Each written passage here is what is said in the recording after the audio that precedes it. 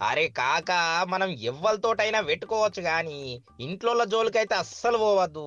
ఆళ్ళకు గుస్స వచ్చిందనుకో ఏం చేస్తారో ఆళ్ళకే ఎరుకుండది. అరే ఈ కల్వకుంట్ల ఫ్యామిలీ కథే చూడు మరి. ఇంటి ఆడబిడ్డ అని కూడా చూడకుండా ఏ సాల్ది ఇక నీ కథలన్నీ చూసినాం బయటికి నాడు అనానే. ఇప్పుడు ఏమాయే ఆళ్ళేళ్ళతోటి ఆళ్ళకన్నే ఓడుచుకుంటుర్రు అన్నట్లాయే. గంతనే కదే కాక ఇప్పుడేమో కవితక్క కైమనుడు షురువు చేసి ఆగుతనే లేదాయే. ప్రెస్ మీట్లు పెట్టి బరాబర్ అందరినీ అడిగి పారేస్తుండే. కారు పార్టీనేమో "ఏ గిదో తోక పార్టీ" అని అంటుండే. పాపం పార్టీ వాళ్ళకు ఏం చేయాలనో తెలియక తలకాయలు పట్టుకోవట్టే. ఏ ఇల్లన్నాక లొల్లులు రాకుండా ఉంటాయా? జర చూసుకొని సర్దుకపోవాలే.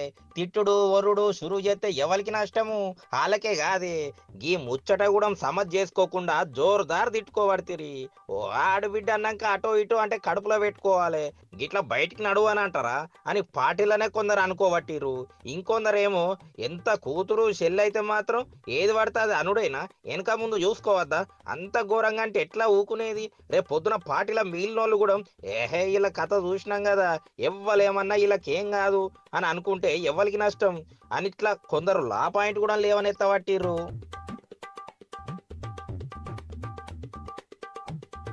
గిట్లనే ఊకుంటే పార్టీ ఇజ్జతంతా పోతదని పెద్ద ఆయనను మూలన ఊసోబెట్టి కవితక్కను బలవంతంగా కారు దింపేసిండ్రు. మరి ఆమెట్లు ఊకుంటది? సర్లే అన్న అట్లనే గాని నన్నైతే కారు దింపిండ్రు కదా, ఇక మీ కథ ఏందో చూస్తా అని గుస్సాయి. అప్పటి నుంచి ఏడ సందు దొరికినా చాలు ఇంకా కారు పార్టీ పెద్దోళ్ళను తిట్టుడే తిట్టుడు, ఎవ్వరిని వదిలిపెడతలేదు. కేటీఆర్, హరీష్ రావు, సంతోష్ సార్లు అందరినీ లెక్క పెట్టి మరీ ఇచ్చి పడేస్తుండే. వీళ్ళేమో లాక్కోలేక పీకోలేక చావబట్టిరు పో.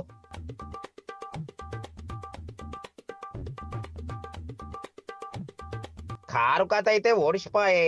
4 టైర్లకు పంచర్ అయ్యే. కార్ల కూసున్నోళ్ళే కారును బేకారు చేయబట్టే.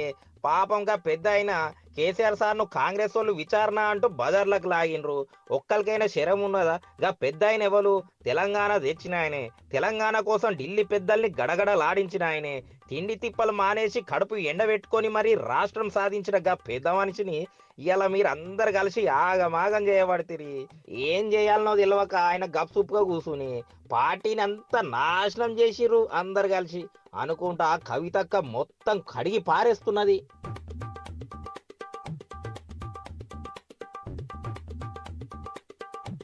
కాకాకి కవితక్కనైతే మస్తు హీట్ మీద ఉన్నది. అస్సలు ఆగుతలేదు. హరీష్ రావు, సంతోష్ రావు సార్లనైతే ఈ పెద్ద మనుషులే గులాబీ పార్టీని ముంచేసిండ్రు. పార్టీల ఎవ్వరిని బతకనిస్తలేరు. చాలా మంది పార్టీ నుంచి జారుకుంటుండ్రు. అయినా గా పెద్ద మనిషి తరీక సక్కగా ఉంటే పార్టీ గిట్లెందుకు అవుతుంది? కార్ పార్టీ కథ అయితే ఒడిసేపాయింది. వచ్చే అసెంబ్లీ ఎలక్షన్లల్లా అంత ఖాళీ అయిపోతుంది. మీరే చూసుకోండి అనుకుంటా. కవితక్కాల నసీబ్ గిది అని మరి లెక్కలేసి మరి చెప్పవట్టే.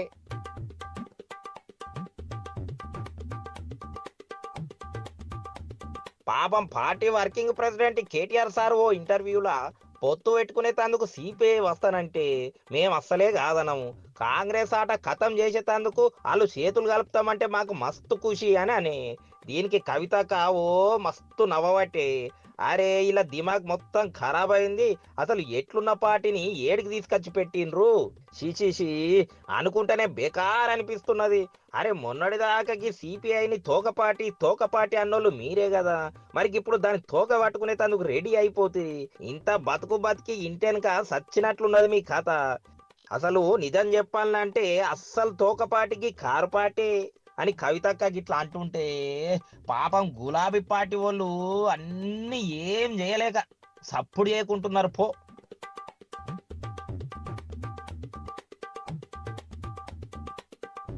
చూస్తిరా కాక ఆడబిడ్డను బయటకు పంపిండ్రు. ఇప్పుడు ఆమెతోటే తలనొప్పి అని పట్టిర్రు.